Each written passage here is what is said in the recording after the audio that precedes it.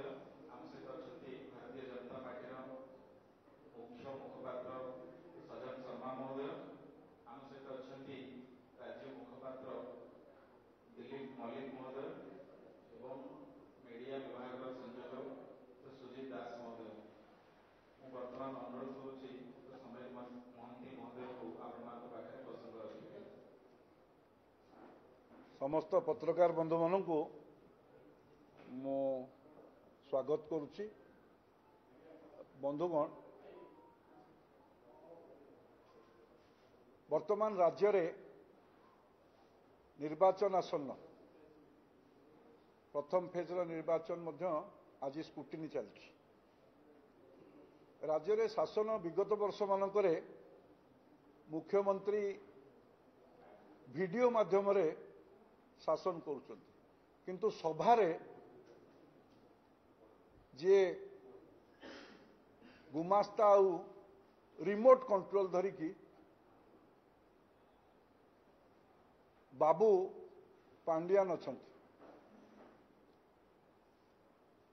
ए परिप्रेक्षी रे मुख्यमंत्री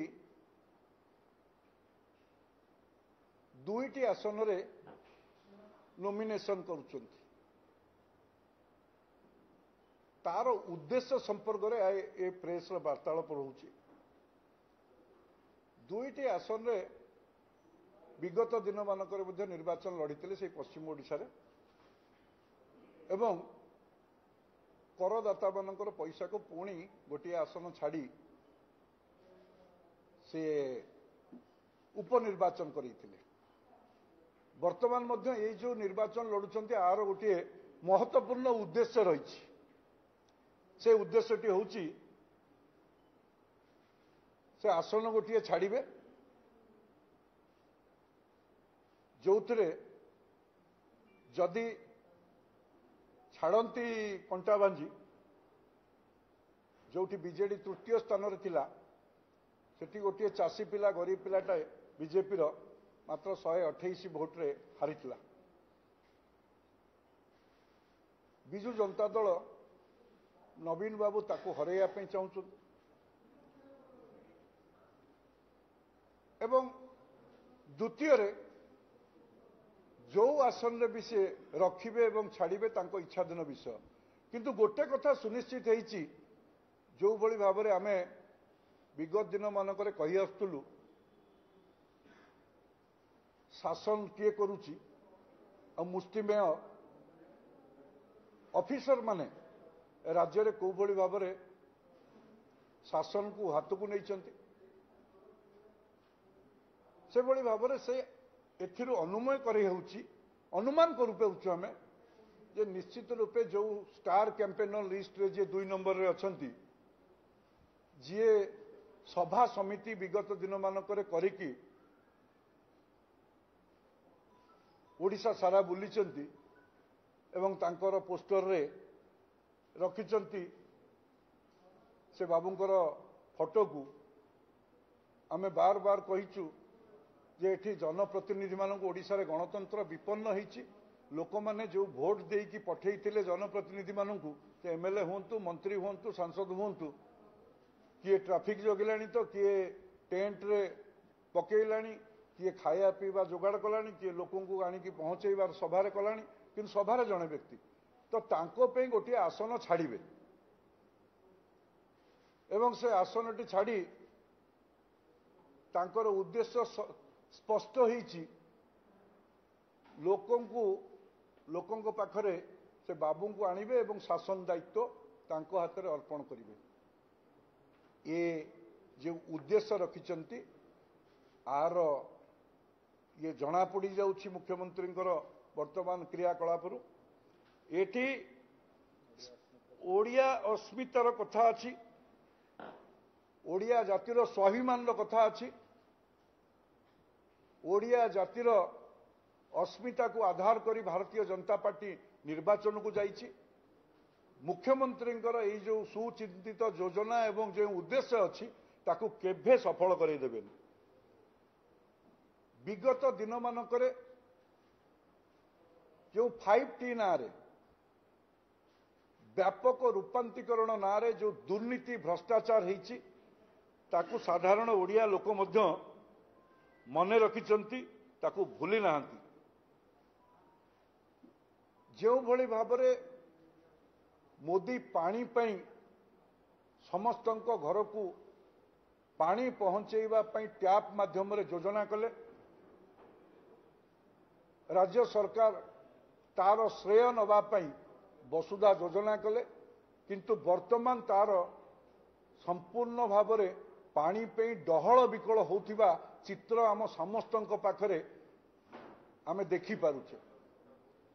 आमे को भली भावरे लोक डहल विकल होउछंती पानी पे श्रेय पे ए कार्य को पानी जोगई पारे नहीं ए कथा को मध्य लोक अनुभव करिसेंती।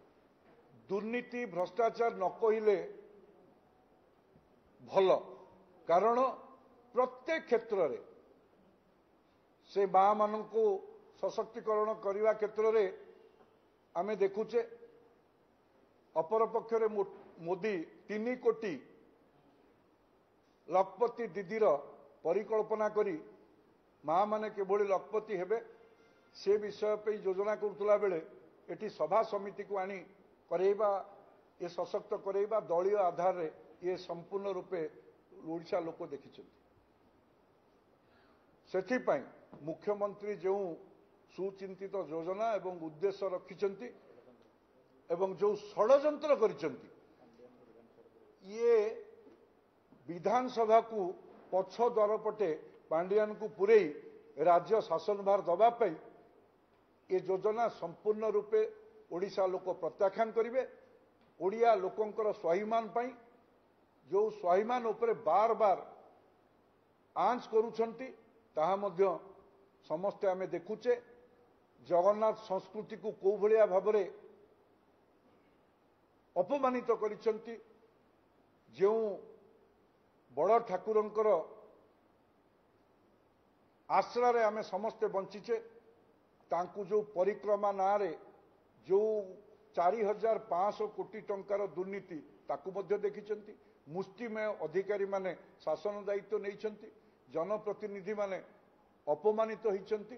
तो से दृष्टि ओडिशार गणतंत्र प्रतिष्ठा करिया पई राजनीतिक शासन प्रतिष्ठा करिया पई संविधान को एटी सुरक्षा देवा पई लोके मनस्थ करिछंती। भारतीय जनता पार्टी को आगामी दिन में शासन भार अर्पण करिवे। जो शासन आसीबार जो प्रक्रिया ताकू जनता मन भितर स्थिर करिछंती। बीजेपी रो शासन आसिले ओडिशार जो अपार संभावना अछि ताहा ही ताकू परिपुष्ट करि परिबे। आ प्रधानमंत्री जो विकसित भारतर जो संकल्प विकसित ओडिशा हेई परिबो एभली वार्ता लोकों पाखक जाई सारी लोके मनस्थ करिसेंती। आगामी दिन में भारतीय जनता पार्टी सरकार हबो। मुख्यमंत्री जो उद्देश्य जो षड्यंत्र ताहा ओडिया लोक विफल करिवे या मोर दृढ़ विश्वास। धन्यवाद।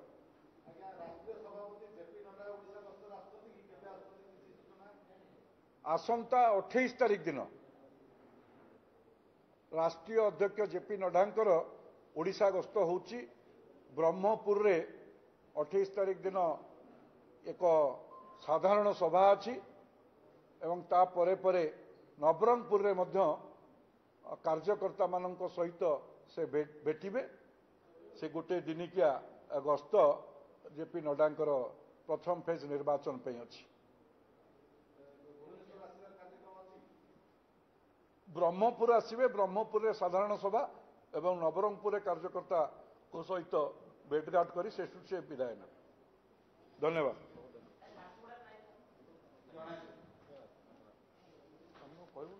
आमे आउ सब जो गस्त बारंबार हम से गस्त को निश्चित रूपे आपण मान प्रकाश करूँ। धन्यवाद। हाँ एबे मिश्रण पर्व हम आपण मान अनुरोध आपण टिके रहिबे